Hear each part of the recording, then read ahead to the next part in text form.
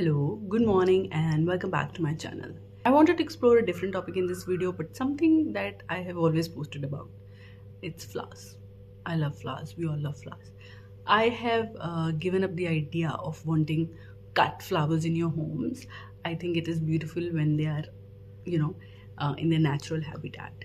So I like taking pictures of flowers and making videos of flowers just existing, right, in the pots or randomly in a garden or wherever. So, how do flowers know when to bloom? And this is the topic that we're going to explore in this video. It seems a simple enough question, but apparently there's a lot of complexity involved in it. Flowers don't have a calendar or a clock like us, but we know that cherry blossoms will come in spring. Every time summer comes, the flowers just, they bloom with a remarkable timing, right? We know that there are flowers which grow in the daylight, there are flowers which grow in the nightshade. But how do they decide that? It is one of nature's most intrinsic mechanisms. It kind of is like consciousness. If you're saying that plants are sentient beings, this is the evidence. This is physical and chemical, of course, that is the on biochemical scientific level, that is what is happening, but that is the indication of as much consciousness as plants can have. The very first signal for plants or flowers to bloom is the length of the day, which is the daylight. It is called as photoperiodism. Plants have these sensors within them which are called as phytochromes. These measure red to far red light, and whenever the angle of the sun on earth changes, this ratio also changes. A plant will be able to count the days by measuring the duration of that light.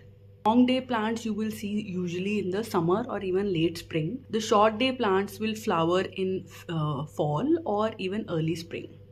Second thing that is really important for flowers is the temperature.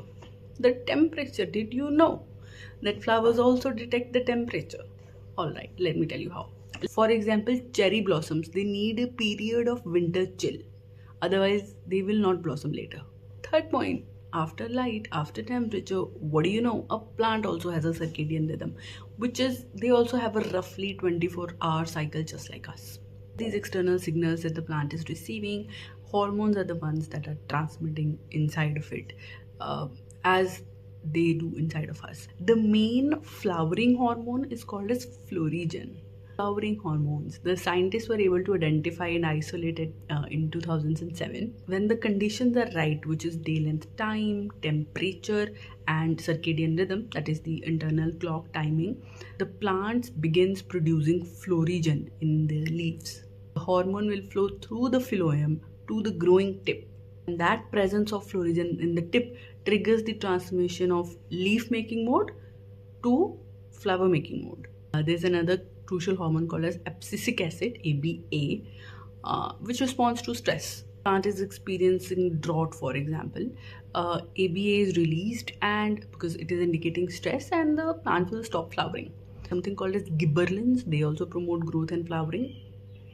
There are auxins which regulate the cell elongations, like an intricate dance, which is how they respond to light, temperature, water availability. It's a sophisticated communication system. And so different plants have different strategies. Some plants are photoperiodic, mainly their main flowering process is in response to the daylight, the length.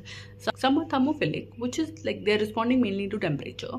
And then there are facultative ones, which is that they are flexible. They will bloom eventually if they get the right length of the day or the temperature, whichever comes first. We all know this, right? That we need light, we need food, we need water. We all know this, right? On a subconscious level. Plants don't particularly know, right? They don't have a consciousness as such. So you wouldn't imagine that they also have such a sophisticated system, but they do. So, like just like us, through millions of years of evolution, they have also become particularly attuned to their environment and responding to stress or the right triggers to bloom. Say you're on a hillside, you're trekking, and you see this entire area filled with flowers. That will be the result of an intricate system that has developed over time. And the precise timing was very important. Extraordinary sophisticated biological system that the plants have. All the flowers responded to them at the same time. That means they all had the exact right triggers to be able to bloom at that exact time.